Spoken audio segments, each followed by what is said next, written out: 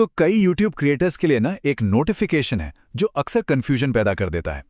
आज हम उसी नोटिफिकेशन को डिकोड करने वाले हैं कि आखिर वो आता क्यों है, उसका असली मतलब क्या है और उससे निपटना कैसे है। चलिए सीधे मुद्दे पर आते हैं। सोचिए, आप मेहनत से कंटेंट बना रहे हैं और अचानक YouTube से ये मैसेज आ जाए। जाहिर है, दिल तो बैठ ही जाता है। पर सच कहूं तो घबराने वाली बात नहीं है। ये एक बहुत ही कॉमन प्रॉब्लम है जिसे हम समझ भी सकते हैं और सुलझा भी सकते हैं। इस पूरी सिचुएशन को समझने के लिए हमने इसे 4 हिस्सों में बांटा है। सबसे पहले, ये एक आम समस्या क्यों है। दूसरा, YouTube ये फीचर्स हटाता ही क्यों है। तीसरा, इसका चैनल पर असल में असर क्या होता है। और चौथा, जो सबसे जरूरी है, इसे ठीक करने का रास्ता क्या है। तो चलिए पहले हिस्से से शुरू करते हैं। देखिए, ये जो नोटिफिकेशन है, ये सिर्फ एक ईमेल नहीं है।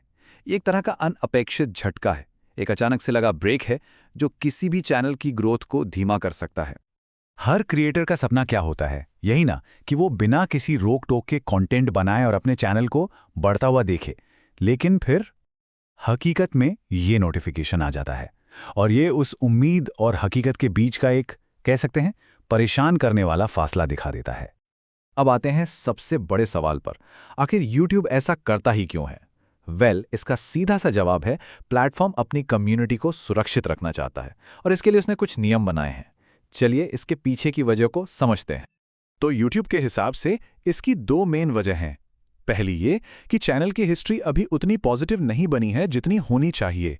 और दूसरी वजह यह हो सकती है कि शायद चैनल पर किसी कंटेंट ने कम्युनिटी गाइडलाइंस का उल्लंघन किया हो।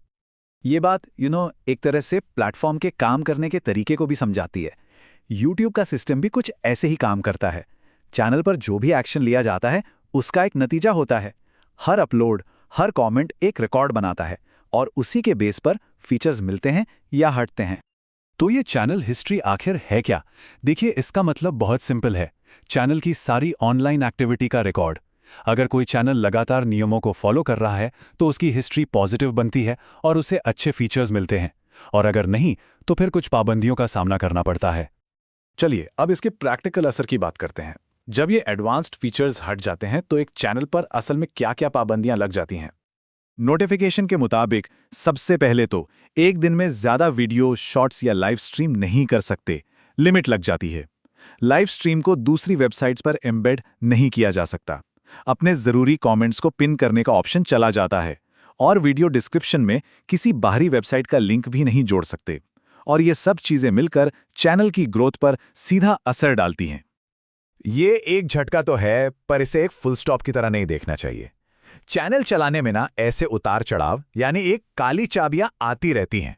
जरूरी यह है कि इसे समझकर आगे बढ़ने का रास्ता खोजा जाए, क्योंकि इन्हीं उतार चढ़ावों से मिलकर चैनल का सफर पूरा होता है। तो अब आते हैं सबसे जरूरी हिस्से पर, इस प्रॉब्लम को ठीक कैसे किया जाए। और अच्छी खबर यह है कि यह परमानेंट नहीं है।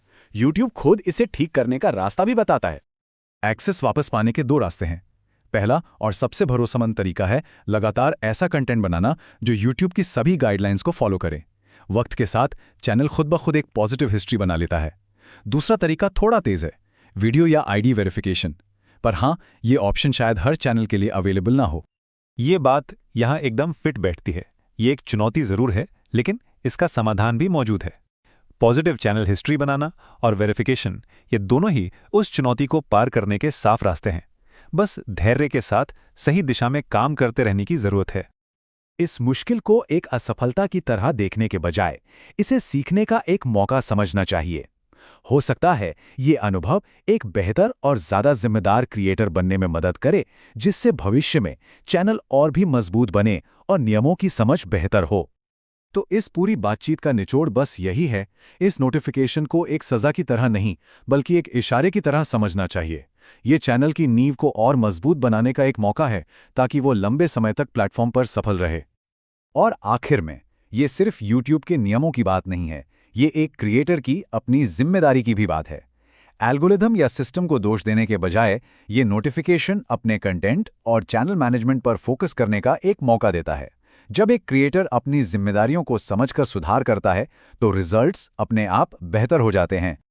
और ये विश्लेषण इसी सवाल पर खत्म होता है।